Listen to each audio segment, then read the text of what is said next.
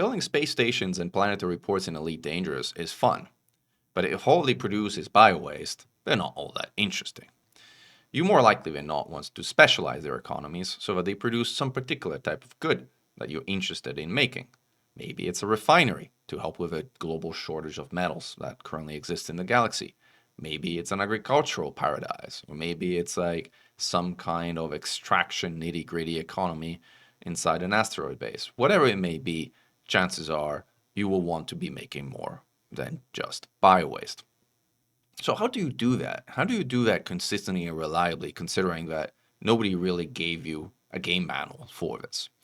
Well, after extensive testing, we've come down with 9 rules, which in the current state of a game, mind you, this may change and probably will change, but in the current state of a game, allow you to reliably and consistently get the precise type of industry which you want without breaking things in the game.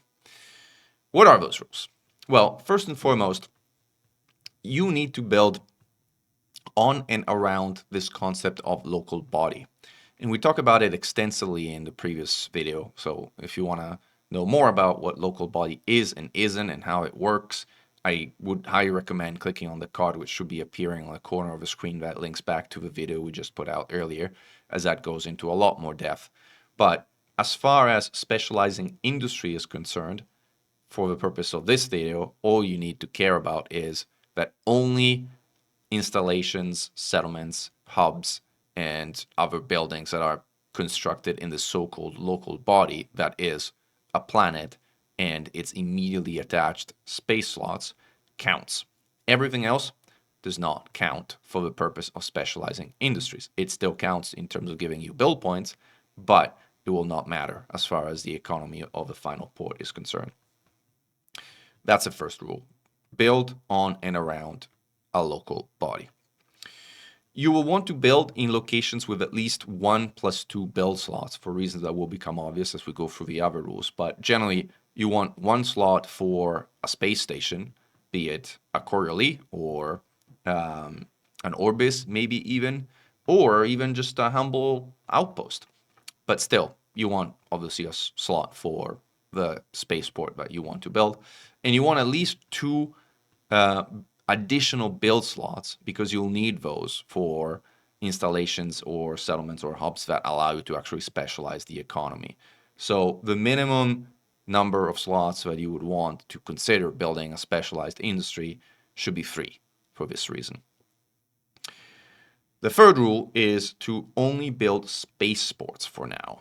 Planet ports, including both the Tier 1 version of Planet ports and the Tier 3 version of Planet ports, are presently bugged.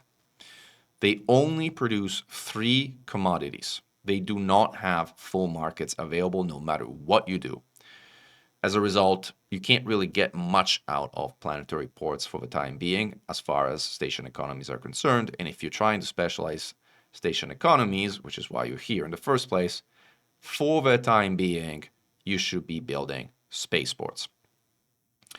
And maybe jumping to number 6, like since it's tied to this one, so I'll probably change the order of this at some point, but you want to build colony type ports to specialize. Colony type ports include Coriolis stations, Orbis stations, and Ocellus stations, in addition to commercial outposts and civilian outposts.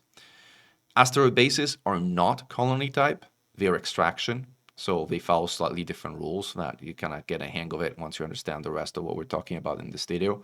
So again, for the purpose of specializing industries, would not recommend using an asteroid base, but you can use any of the other ones we mentioned. So if you want to start small, use a commercial or civilian outpost. If you want to go intermediate, use a Coriolis station, or if you want to go big, go with Ocellus or Orbis Tier 3 station. Any of those will work for the purpose of specializing their economy. Why colony type? Because colony is a special industry type. Colony is, you can think of colony industry as a 2-point placeholder economy. When you build a station of a colony type, it comes with a colony industry as a default. But the moment you build anything that influences it, it basically gives up one of its two placeholder points, and it switches to 50-50 economy ratio between colony and whatever industry influencing station you built. So if you built a space farm, for example, it would switch from 100% colony, which is what every station begins with, to 50-50 between colony and agriculture in the case of a space farm. Once you build a second slot, a second influencing station in an applicable local body slot, then even the second so-called placeholder slot of colony goes away. Colony as an industry type goes to 0 for your station, and the station then starts taking into consideration the relative weights of the economy of the buildings that are built around it. And we're not going to get into that in a moment. But for the sake of, like, again, what to build, we mentioned spaceports of type economy, of type colony. We talked about colony essentially being a placeholder with these 2 points, we may call them, that go away as you build things that influence that colony type station. And we'll talk about how that works in a minute in terms of weighting. So you should use only slot 0 for spaceports. There's a bug where if you build a station in anything other than slot 0, it might not end up being affected by other local body facilities. So make sure you build in slot 0 your spaceport. Next rule, build ports first. This is tricky because, especially for tier 3 ports, you need to build a whole bunch of facilities before you even have enough points to build them. So a lot of people, including us, have initially started building settlements on planets and then built a tier 3, say for the sake of argument, orbis in orbit of that planet. There's another bug that results in the fact that if you build facilities first and then you build a colony type station, the colony type station will not see the economy types of facilities that are built before it. It is possible to unstick this. Commander Xarin just did it with his station right now by building an additional facility after you build your colony type port in the same local body, and that triggers the industry update of the port, and that will actually acquire all applicable industries. But that's painful. You may not always have the ability to do it. So as a hard and fast rule, build ports first in situations where you want to specialize their economy. If you need build points, go ahead and build space junk or other settlements completely out of the way in different planets or things that you don't actually aim to use for specializing industry purposes. And then once you have the points you need to, say, build a Coriolis, then actually plot down the Coriolis first as the first thing you build around the presumably planet that you want to use for industry specialization purposes. You will be building settlements, hubs, and installations later. We talked about building colony type ports only already to specialize, and we explained why that matters. It is possible to specialize non-colony type ports. Like, for example, if you build an industry outpost, an industry outpost actually starts at 115% industry type. So it takes quite an effort to move it away from industry type. Though it is possible, it's kind of generally not worthwhile nor ideal.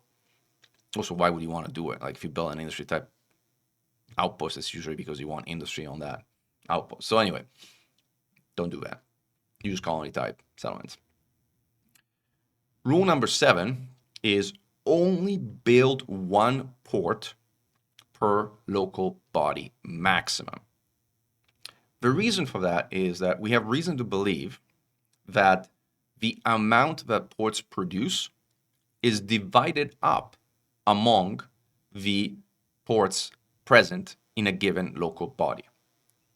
So if you have 3 Coriolis orbiting the same planet, each one will only have 1/3 of the product that a single Coriolis would have if it was the only Coriolis in the station.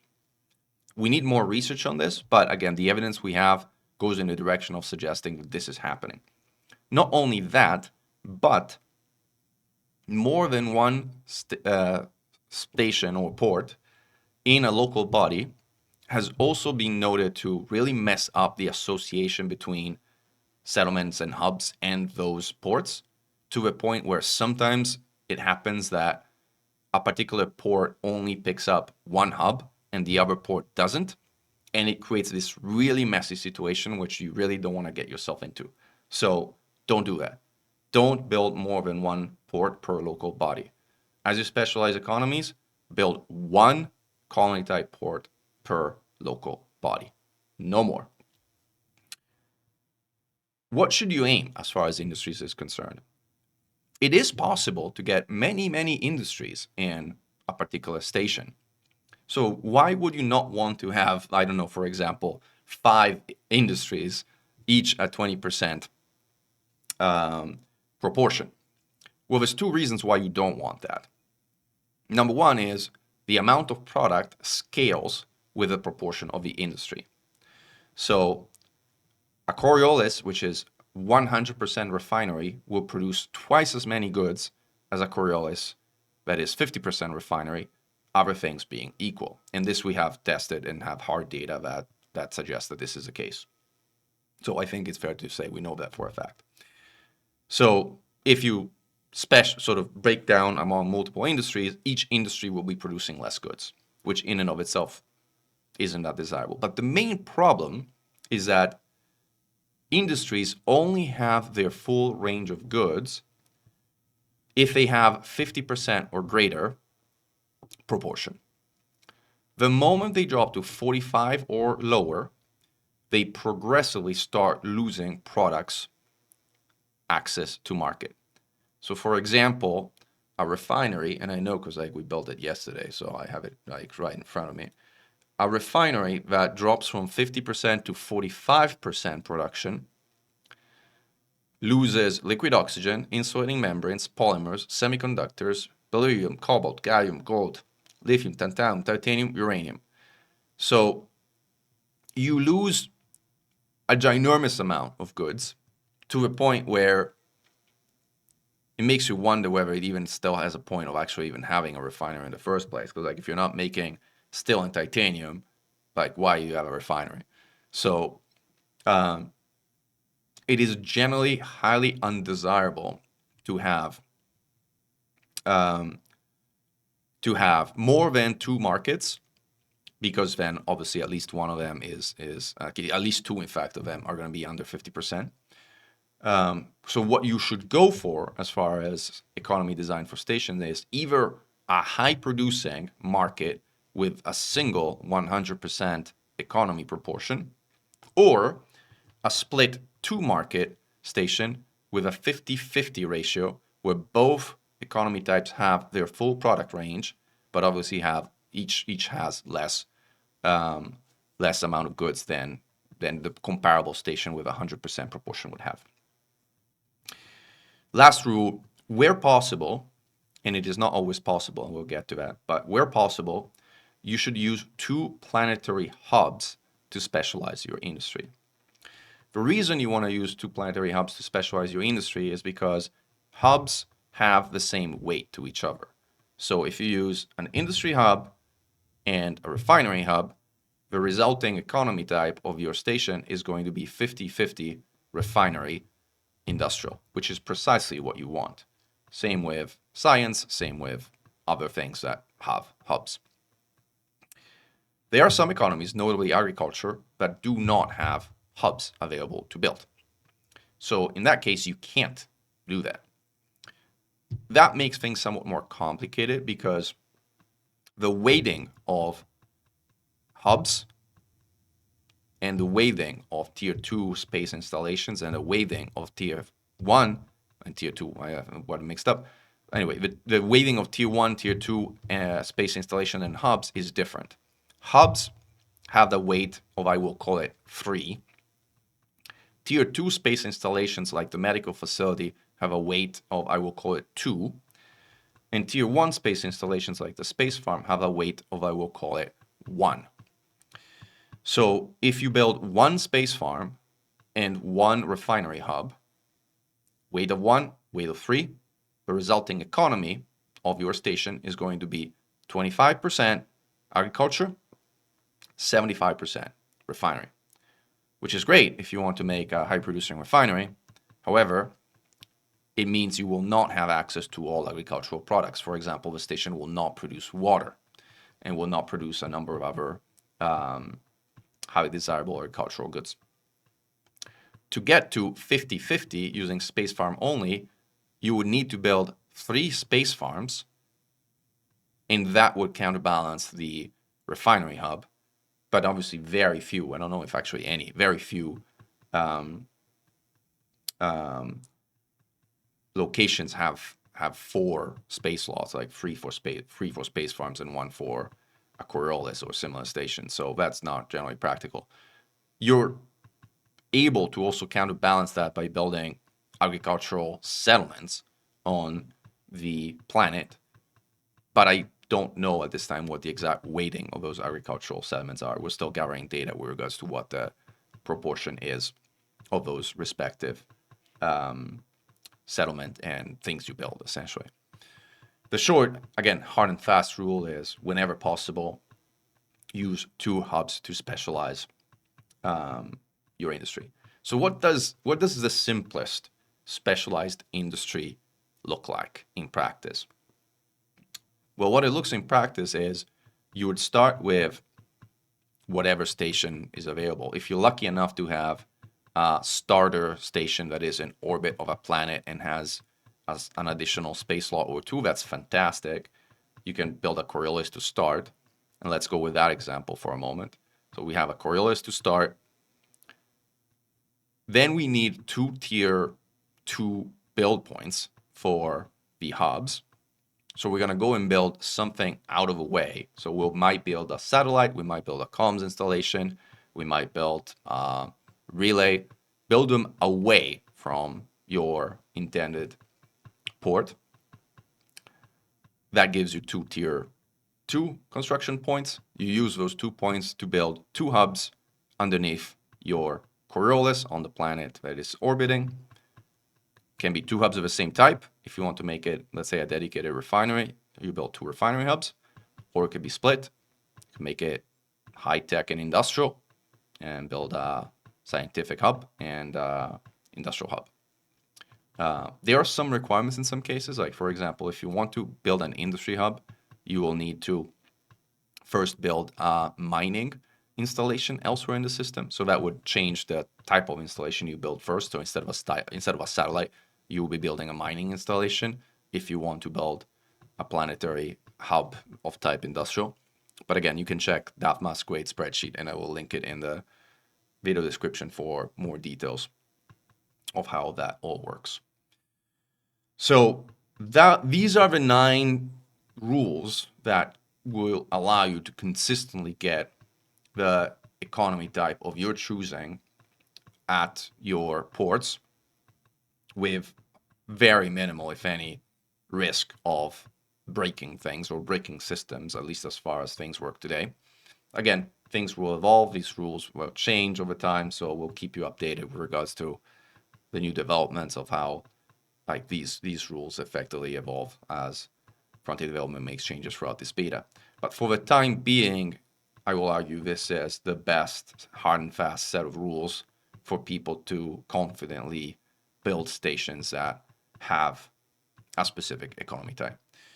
But would love to hear your experience. Like, how has this been working for you? Do you have other rules that you would add to a list? Do you disagree with any of these rules for a reason, or have data that we don't have that would mail out, sort of make us think differently about any of this?